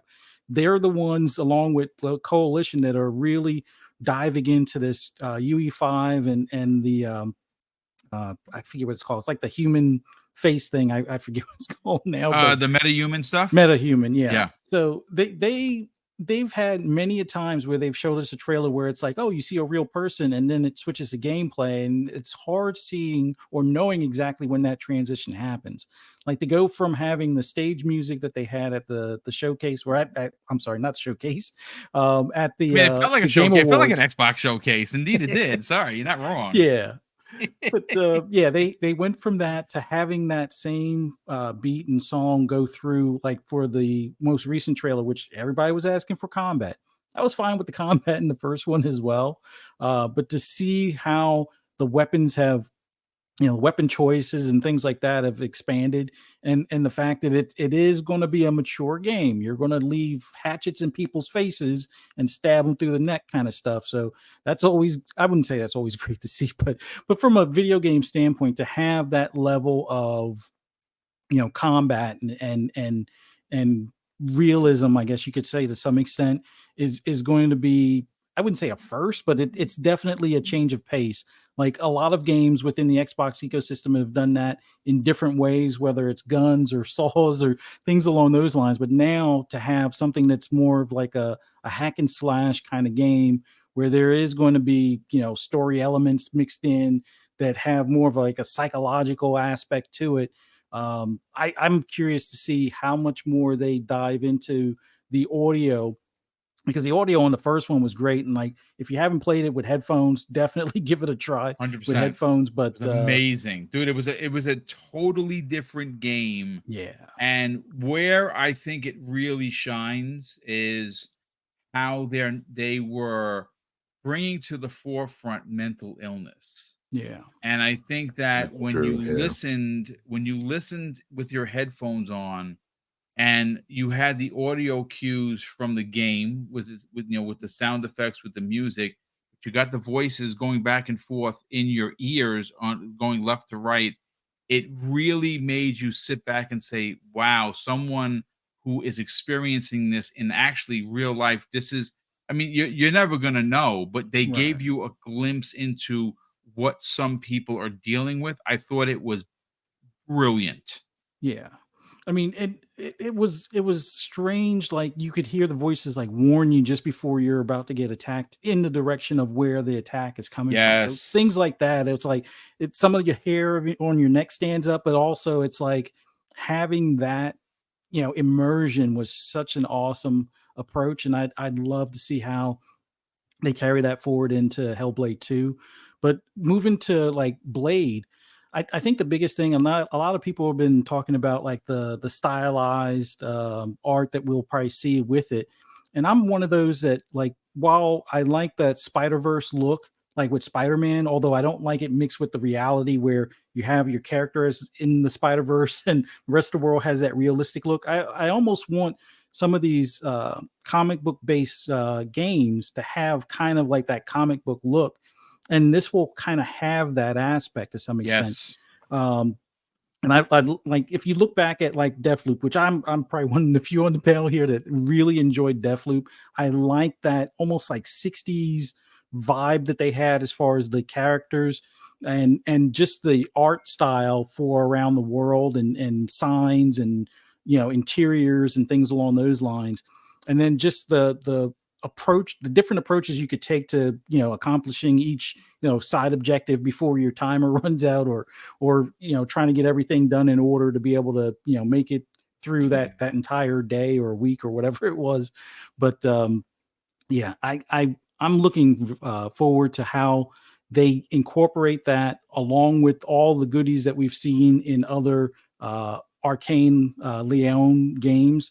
Like when it comes to I was about to say The Descendant. When it comes to like Deathloop as well as the other game, Dishonored, the gadgets that you're going to have, whether it's the blink technique or just like the different like ways of getting past enemies, whether it's smoke bombs and things along those lines, or some of the handguns and such. I'm curious to see how they incorporate that. And there was a few, I think, melee weapons. Even, well, you could punch characters and do the sneak up stuff on them when it came to Deathloop, and you definitely had a lot more variety of weapons as far as for like Dishonored. So seeing how they incorporate that with the lore of Blade in this game, I'm definitely looking forward to it. I'm hoping we get to see some cameos of some other characters, which could lead to further, you know, other games that they get licensing for as well. Like I think everybody could probably be in agreement as far as, you know, a Punisher game by the Coalition would probably be something that should be on the to-do list at some point. But yeah, those two games made an awesome showing at the, you know, at the Game Awards, and just having that you know, like Hellblade 2, that game that is going to be that visual realism or high fidelity game that shows the you know, wherewithal of this console and push it to its limits kind of thing. And then having a licensed IP that is a, you know, I would say it's a beloved character. May not be as popular as Spider-Man, may not be as popular as some other characters out there, but it definitely has its place and its following. So I would say for the most part, both of those are going to be on the, you know, day one must play list for me. And again, why I said you definitely should get an Xbox console if you don't already have one. But and OD was another one, but I know we don't really want to take up too much time talking about that. But that's another one that just showed out as far as at that you know, the award show. But they showed off the metahuman stuff to I mean, yeah, I want to say this: the fact that he Kojima came out of a door reminiscent or very much similar to PT suggests that you know, that whatever PT was going to be could show up in a short. We know that he's working with Peele, which I think he's one of the hottest directors in Hollywood right now. And there was, actually, we're going to talk about it tomorrow specifically, because Jordan Peele is like I said, he's the hotness, as the kids like to say. But we're gonna dive deeper into it tomorrow. Kojima was on the socials and he said what they were attempting to do was put together the Seven Samurai, which that is a big deal, folks, because, you know, you don't know if you're going to get a Stephen King to be a part of this. Could you imagine? The author, Wes, could you imagine getting Wes Craven involved in this? Like, that to me is it's giving me goosebumps just thinking about it. That's crazy. And what this could potentially be is, you know, like if you're a horror buff, me and Mrs. Boom, we are horror freaks, and we watch a lot of these anthologies that they put out where it's like, you know, 7 tales, and each one is from like we like a lot of horror from Spain. They make some incredible horror, and they do a lot of anthologies where a lot of their directors get together and they throw this Tales from the Crypt or it's Twilight Zone type of story into this. And I think that's what we might get. We might get, you know, a PT story that would be considered, you know, maybe it's a 3 hour, maybe it's a 4 hour short and then another director comes in and tells a different story. But like the Black Mirror, if you remember that show that was on Netflix, they all are in the same universe. I think that it's brilliant. I'm very excited for it. But real quick, D. Blaha drops a very generous $5 super chat and says, "Love the show. My favorite Xbox podcast." Brother, that is very kind of you to say. I'm glad you're enjoying it. And thank you for being here. And of course, your generosity. Do you think Sony will make a PlayStation 5 Pro? And if so, will Xbox answer with an Xbox Elite console? I say it's possible. Next year, you'll get a Pro. I don't think you're going to get Xbox to respond in kind simply because of what Larian Studios was able to do with the Series S. They were working on Baldur's Gate 3 and putting it on the Series S. They learned a lot of overhead techniques from memory for the PlayStation 5, for the Xbox Series X, and for PC. So the little potato that everyone hates actually opened the door. So I think what you're going to see is more refined work from these two consoles. I think what you're going to see, in my personal opinion, is they're not going to do it, release a mid-gen refresh so they can hop over Sony and release the next console earlier, where they get maybe a 2-year jump on PlayStation. And what that next console is going to be, for me personally, I hope it's a hybrid. I hope it's a Switch-like kind of console where real super big power, and it's docked, and the dock is going to have electronics, and it's going to be a beast. And when you're on the go, it's going to be the power of a Series S. That's what I'm hoping for. But let's bring in Crazy Lou Gaming. Crazy Lou, obviously, we're here to talk about Blade. We're here to talk about Hellblade 2. Let's get your hot takes on this. Man, Mr. BoomStick, Blade. Ooh, just that announcement was, woo, I mean, beautiful, beautiful. I'm just happy they brought in Marvel into Xbox. That is just awesome. Not only we have Marvel, we also have Indiana Jones, right? A lot of people, seem to keep forgetting about Indiana Jones, but man, Indiana Jones and Blade, it's just fantastic. And here's a question I have, right? Will they be making more deals? Because, I mean, they knocked on the door with Disney for Indiana Jones. Now they got Blade. I mean, will we have more stuff coming by? That is the question, because, again, Indiana and Blade, who else could we get? Deadpool. Deadpool, huh? Yeah, we could get Deadpool again, because Activision did make a Deadpool game, didn't they? Which was a lot of fun. I played the heck out of that game. I loved it. But yeah, they got to knock on those doors and keep bringing those Marvel heroes. And I hope they bring Star Wars, man. They got to make a Darth Vader game. I mean, I think Mr. Webday will agree with me right there with the Darth Vader game. Yep. I mean, that would be fantastic if they did that. But yes, so happy to see Blade on Xbox. This is going to be awesome. And Hellblade 2, my God. I mean, I watched that trailer. I said it before, like 5 times, just watching the different sceneries that they shown. The combat, which was awesome. I just love how she stuck the sword in the stomach and just sliced it right out. Stabbed it in the head, with the axe too. Oh my God. I just hope that Xbox comes out with the showcase in January and they show more detail on the combat, because we got like 10 and 15 seconds just only by combat, and probably like a minute and a half with just scenery changes and stuff like that, it's amazing. I mean, that game just left me with my mouth open. That was, for me, the biggest thing that happened in that showcase. Just show more on Hellblade. It was just beautiful.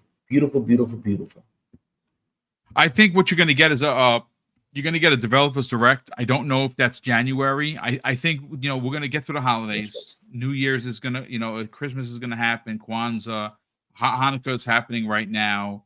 You're going to get the new year to come in. Everyone's going to hopefully leave all their baggage behind in 2023, start anew, fresh for 2024.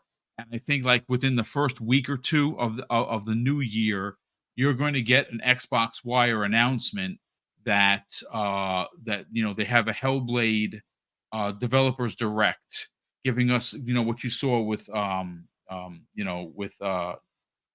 with Starfield, And I think what you'll get is you'll get during that event, you'll get maybe a smaller announcement of something like potentially like Clockwork Revolution. That game I think is next year, and I say that not because I have an inside track to it, just based on some of the marketing. And did everyone see the In Exile's video from last week? Wizard shit. That was awesome. Freaking amazing. And they're like, it's just they just know how to. They're so great over there. But they were like, hey, we got to start talking about Clockwork. And I mean, it was just rated, right? We know that a couple of weeks before it was rated in Australia. It went up on Steam for the wish list. So to me, that's all the telltale signs. I don't think you got to be a rocket scientist to figure out that game is next year. Maybe we get a little info on that. But look, at the end of the day, this was a great near 2-hour show. Let's get everyone out of here so you can go and take care of business. And a big thank you to all the super chats. Obviously, those do get repurposed into the big giveaways. And I just want to do a quick reminder. December 22nd, which of course is Friday. It is a couple of days before Christmas. Mrs. Boomstick and I are doing our 6th annual Christmas with Mr. and Mrs. Boomstick. And we are giving away $1,500 worth of prizes in 2 hours. And we can't do any of that without the super chats and the channel memberships, because we took that money away after Google gets their 30%. And then we just wait to do these big giveaways. It's the biggest giveaway we've ever done. As we get closer, I'll post on my social media, like on X and of course on YouTube, exactly what is up for grabs and how you can just you join us, and it's as easy as pie. But look, Web Dave, let's get you out of here, brother. Sell the brand. You are one of the best one-on-one specialists when it comes to these interviews. I don't know if you have anything in the pipeline because we're getting closer to the holidays, but you did do a big old show last night with Retri and the Man with a Million, and of course, exploding on the scene, the Black Viking, who has launched his own podcast last week, which was very well received. Talk about it. Where can people check out that show? And more importantly, Dave, follow you on social media. Well, I just dropped the link in the chat. It's at Outbreak Gamers on YouTube, and then of course Web Dave on X. And it was a great show last night. Randall Thor 19, the Black Viking, of course, Retri. It was a good show, a lot of fun. And I just I do have some interviews that are in the works around the holiday season. We just kind of get them when we can, kind of thing. But I do have I have 2 lined up, and they should drop over the next couple of weeks. So give you something for the holidays to feed your time if you need some. but yeah, next week's show, I just got to go ahead and just this Sunday's show coming up. We have Kay Asante, we have Red Dead Panda, and we also have Gaming Forte. And great panel, awesome. Dude! Wow, that's amazing. Yes. Yeah. So it's join us, have fun. And I don't know about you, but I know I think your last show is going to be the 22nd, that Friday show, I assume. I don't know that you're going to do a show on Christmas Day. No, there'll be no show on Christmas Day. There will be some shows, through that week. I just got to figure out who's going to be available, and if we could put. I mean, worst case scenario, folks, I'll be here by myself, and we'll do like quick hour shows. There is going to be shows for the remainder of the year. We're only taking off Christmas, and we're only taking off New Year's. And New Year's Day, obviously. Well, the last point I'll say is that we are doing a Christmas Eve show, and we're doing a New Year's Eve show. Look at you, because we're crazy like that. Well, now we figured there'll be some people that just want to, have some free time and just want to hang out with us, and that's what we're going to do. Well, listen, it's we appreciate the hard work, Dave, that you do not only on this channel on Mondays and Fridays, both on the Xbox Lunch Break Special, of course, and Breakfast with Boom, but of course the work that you do with the community on your own show. So thank you so much for that. Crazy Lou Gaming. Let's sell the brand of the Xbox International podcast, brother. Talk about where people could check that out, and also let the Espanol community know that you do have a version of that as well for people that are only Spanish speaking. Talk about it, brother. Sell the brand. Oh man, you can find me on Twitter at Crazy Louis Gaming, where I do all sorts of crazy stuff, and I will, come up with something new this week. Trust me, it's been one busy week for me. And on Wednesdays on the Xbox International Podcast at 7 p.m. ET with Salblo, Silent Cypher, and the Big Plume. And Fridays, you can find the crazy ones sometimes when he can on the Xbox International Podcast in Espanol with Eternal Sedai, Aska Gaming, and also you can find the crazy one. Oh my god, I'm so much stuff. Anime and Beyond on Point for Gamers on Fridays at depends on the time it's on, but mostly it's at 7, 8, 9. It don't matter, but I'm hanging out with C Money, Doodle, and Madman talk about anime and things that go on during the weekly shows. Excellent, brother. Good stuff. G Maybe in the chat, Fuzzy Belvedere says, the secret Sony showcase was so secret that Sony didn't even tell them about it. In fact, they won't even show it to them. I love it. The slander of it all. Oh my God. So Fuzzy Belvedere, sell the brand, brother. Talk about where people can check out the best place for anything and everything in the racing genre, your YouTube channel, and more importantly, where could people reach out to you on social media? Oh, as always, thank you for having me on. Always greatly appreciate the opportunity here. Always enjoy doing the show with Web Dave and Crazy Lou and Crispy Bomb, and you as well, Boom. You guys are awesome. Greatly appreciate everything you guys do, and everybody in the chat. Thanks for interacting with us. Thank you for taking the time to watch us. Please hit that like and subscribe button if you haven't already. It really, really definitely helps us out here. For those that want to hear my rambles and rants on anything gaming related, just follow me on Twitter or the app formerly known as Twitter at Fuzzy_Belvedere. You can also find me on Fun Speculations channel later on tonight, 10 p.m. Eastern Standard Time for FSP. And then if everybody can, look forward to seeing you guys here Friday, 10 a.m. Eastern Standard Time, Friday morning for Breakfast with Boom. Look forward to seeing you guys there. Thanks again. Thank you so much. And Bold Alpha Wolfpack, generous friend of the program, says Sony is a potato. Yeah, you're not wrong about that. There's something all right. I mean, I love my PlayStation, but yeah, they have really been they're just not the same. They're a wounded animal. I've said this before. Jokes aside, they've been defanged. They're just not the same studios and publisher they once were. They're leaderless. They are in a tailspin. And yeah, I mean, maybe King was right. Maybe there isn't a PlayStation 6 at the rate that they're going. We shall see. Crispy Bomb, sell the brand, brother. Where can people reach out to you on social media? What else you got going on? Well, there is one thing that I can do at Crispy Bomb on X, Crispy Bomb 28, Xbox Live. And you can find me on Breakfast with Boom for the next 3 weeks because I've been absent. But I will be there. And yes, my birthday is the 28th, and I will be there the day after because that's what fun is to me. How about that? Well, we're happy to have you, Crispy, whenever you're there, because obviously the Crispy Truth, as it's known, we love your hot takes, and we love your opinions about gaming.